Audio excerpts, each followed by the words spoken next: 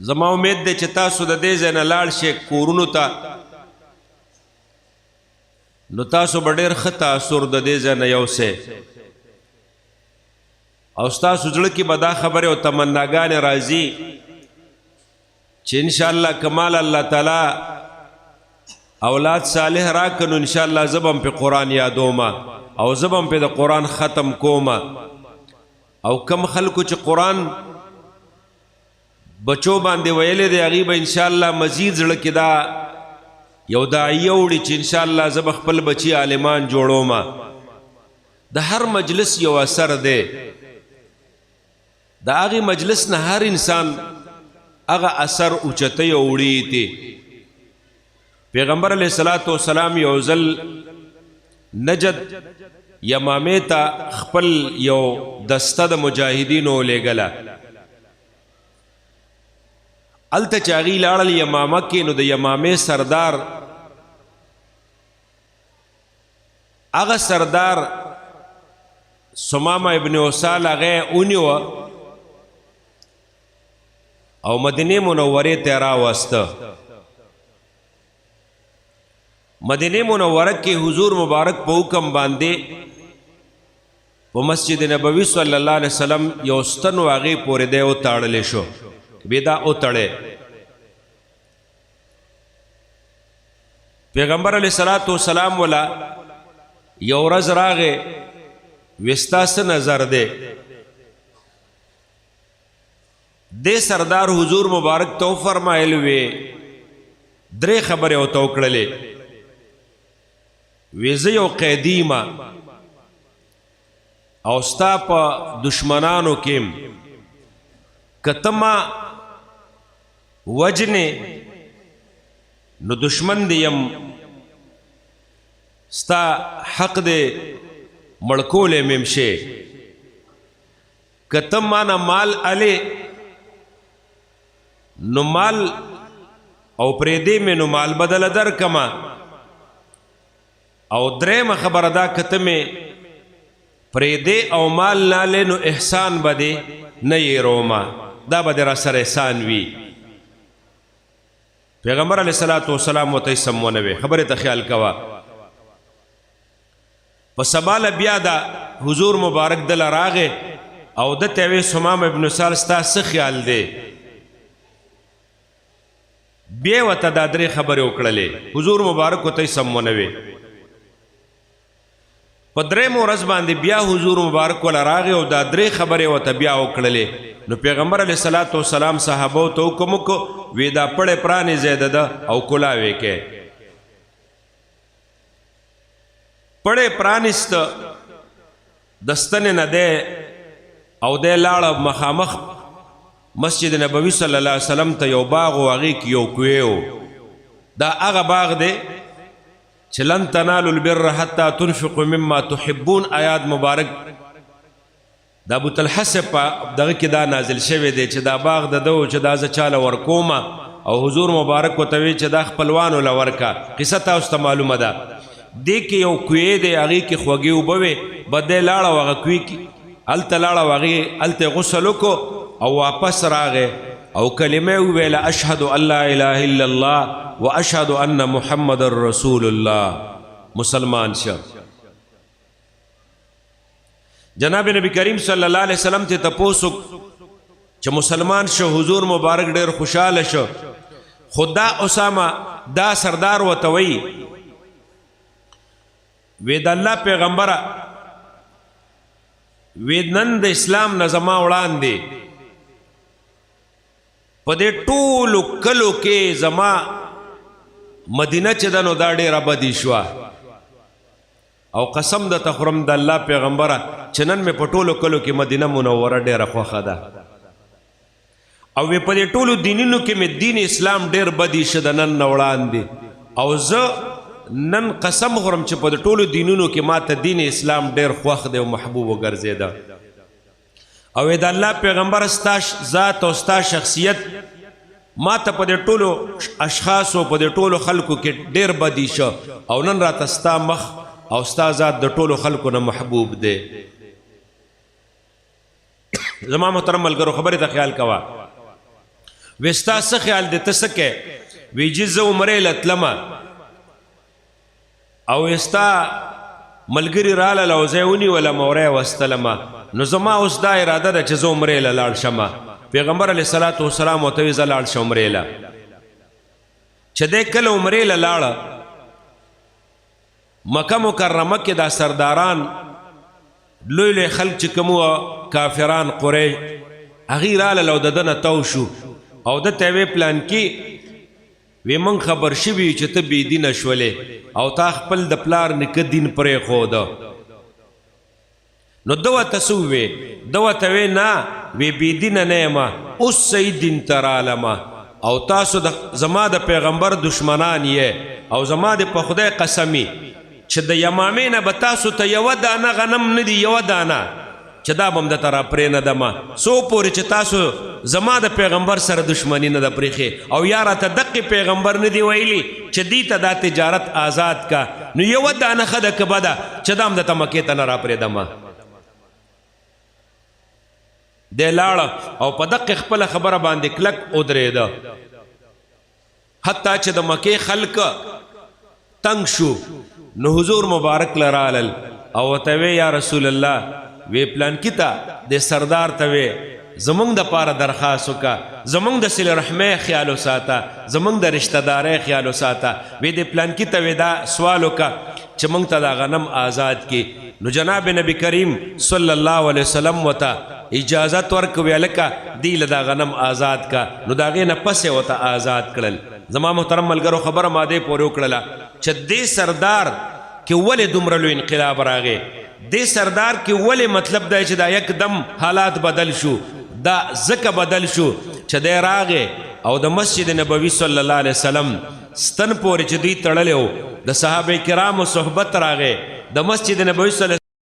وسلم برکتونه متوجه شو د حضور مبارک هغه ملګرتیا او نظر کتل متوجه شو الله جل جلاله هغه کې یکدم دومره انقلاب راوسته چې الله تعالی مسلمان کا او بیا دومره کلک ایمان الله نصیب کا چې د پیغمبر د دشمن په سترګو کې خپل سترګې ورکوي او د پیغمبر دشمن ته وایي چې هغې پورې به ما یوه دانه نه راپرېږدم چې څو پورې ما ته پیغمبر نه وي ویلي زما محترم ملګرو یاد ساتئ خبره په دې نن دور کې او په دې نن سوسایټۍ کې زمونږ او ستاسو دپاره دا مدرسې دا مرکزونه دا خانقاګانې دا درسګاهونه دا جوماتونه صرف دې کې نجات دی او که تاسو د جومات سره تعلق پرېښوده تاسو د مدرسې سره تعلق پرېښوده تاسو د خانقاه سره تعلق پرېښوده تاسو د مرکز سره تعلق پرېښوده نو ایمان به خپل محفوظ نه کوې بردا یاد ساتئ ټیک د دنیا به وګټې ښه مالدار ترین انسان به دنه جوړ شي ښه مالدار انسان به جوړ شي لور له به بیا په 18 کروڑه روپۍ په واده کې جوړه کړې 18 کروڑه روپۍ باندې بیا به د خپلې لور له جوړه کړې په خپل واده د زوی به 2 اربه روپۍ لګې په نکاح کې به 10 لکه روپۍ مولا له ورکې خو ایمان به دې بیا هغه شانتني چې کم ایمان ستا په جومات ستا ایمان کم په مدرسه ستا ایمان کم په مرکز ستا ایمان کم په خانقاه او ستا ایمان کم په مسجد کې جوړیږي هغه شان بني زما په خبره تاسو پوه شوئ که نه زما محترم ملګرو د دنیا به مالدار ترین انسان وګرځې د دنیا به قابل ترین انسان وګرځې خو د الله په نس به قابل ترین او مالدار ترین هغه نه وي ځکه د الله په نس کم انسان معتبر دی ان اکرمکم عند الله اتقاکم په تاسو کې د الله په نس ډېر عزتمن هغه بنده دی چې هغه د الله نه ډېر یېرېدونکی زما محترم ملګرو ماښام دی زه ټیم ډېر نه علمه خو زما پیغمبر فرمایي ان اشراف هذه الامه حملت القرآن و اصحاب اللیل زما په امت کې ډېر بهترین انسانان 2 قسمه انسانان دي یو حملت القرآن د قرآن عالم د قرآن قاری د قرآن حافظ د قرآن ویونکې د قرآن عامل او دویم و اصحاب اللیل هغه کس چې خلق ملاس دي چې خلق آرام فرما دي ټوله دنیا خاموشي ده او دی راپاسي تتجافى جنوبهم عن المضاجع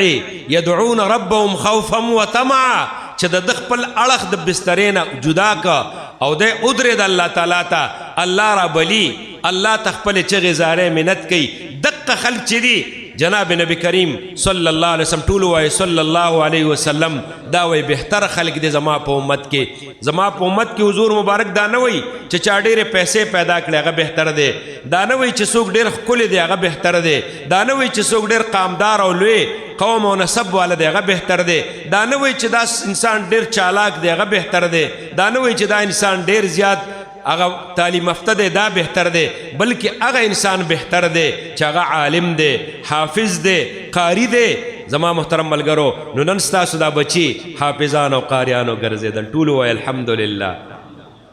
او انشاءالله لرې نه ده ډیره نږدې ده که خیري تاسو خپل همت مه پرېږدئ انشاءالله ستاسو بچي به عالمان هم ګرځي ځکه دلته سیکنډ ټایم دوه دغه دي چې کوم دی سیکنډ ټایم 2 درجې اوس شروع دي راشه په دې چارسده کې ځای په ځای باندې د قاضیانو صاحبانو په مسجد کې دلته په دې نورو مساجدو کې الحمدلله سیکنډ ټایم درسونه شروع دي او لویه جامعه حفظ القرآن په بوساخیلو کې الحمدلله دوره حدیث چې دغه کې سخت کال سلیریش الکان دوره حدیث کې به انشاءالله فارغیږي او زه تاسو ټولو ملګرو ته دعوت در کومه چې په 18 مارچ باندې سیکنډ ټایم کې به انشاءالله د هغې زمونږ دستاربندي ټول به راځئ که خیري او اسلامیه کې به زمونږ د خالی په ورځ باندې انشاءالله دستاربندي او ختم بخاري انشاءالله ټول به راځئ د سارې ټایم د خالی په ورځ باندې الله دې مونږ او تاسو له په دې خبرو د عمل کولو توفیق راکړي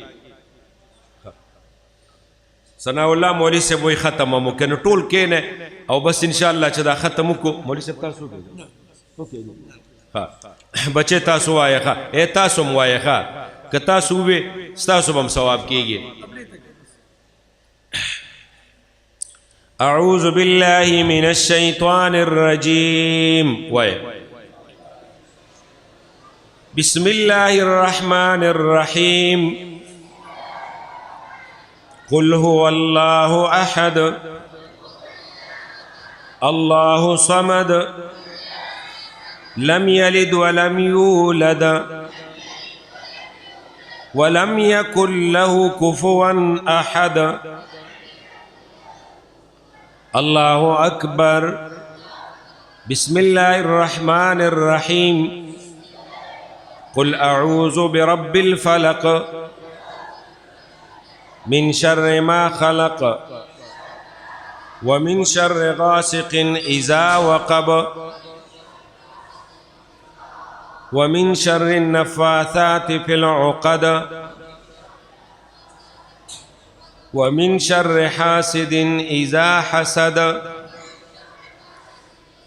الله أكبر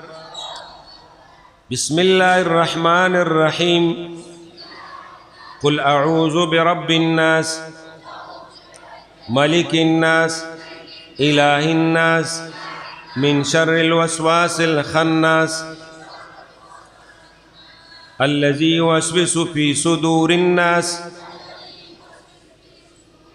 من الجنة والناس الله أكبر ولله الحمد تاسو موعظه بسم الله الرحمن الرحيم الحمد لله رب العالمين الرحمن الرحيم مالك يوم الدين إياك نعبد وإياك نستعين اهدنا الصراط المستقيم صراط الذين أنعمت عليهم غير المغضوب عليهم ولا الضالين آمين بسم الله الرحمن الرحيم ألف لام ميم ذلك الكتاب لا ريب فيه هدى للمتقين الذين يؤمنون بالغيب ويقيمون الصلاة ومما رزقناهم ينفقون والذين يؤمنون بما أنزل إليك وما أنزل من قبلك وبالآخرة هم يوقنون أولئك على هدى من ربهم وأولئك هم المفلحون صدق الله العظيم دعاؤك امين الحمد لله رب العالمين حمد الشاكرين والعاقبة للمتقين والصلاة والسلام على خير خلقي محمد وآله وصحبه اجمعين اے اللہ دے بچو دا ختمنا خدایا قبول و منظور وګرځه الله دے بچو دے ختمونو دا ثوابونه د دې مور او پلار ته استادانو ته الله د نبی علیہ السلام ټول امت مسلمه ته ورسه الله مولانا فضل مولا صاحب داغه دا بچي داغه دا رشتہ دار ورونه ټول دلته ډیر خواره او مهنت کوي الله دا کلی په آباد لره الله ته پیدا ټول خلق خوشاله کې الله د دې دینی فیوزات او د دینی خدمات قبول او منظور وګرځي